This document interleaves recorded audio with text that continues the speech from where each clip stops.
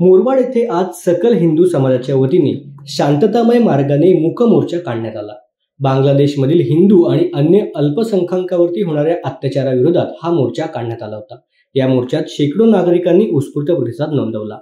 मोर्चाचा उद्देश बांगलादेशमधील हिंदूंवरती होणारे धार्मिक अत्याचार थांबवण्यासाठी जागतिक पातळीवरती दखल घेतली जावी आणि आंतरराष्ट्रीय मानव अधिकार आयोगाने ठोस उपाययोजना करावी हा होता।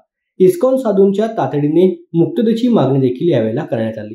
विशेषतः बांगलादेशमधील जिहादी कट्टरपंथीयांकडून मंदिरे, घरे उद्ध्वस्त करणे तसेच मानवी हक्कांचे उल्लंघन यावरती तीव्र निषेध व्यक्त करण्यात आला।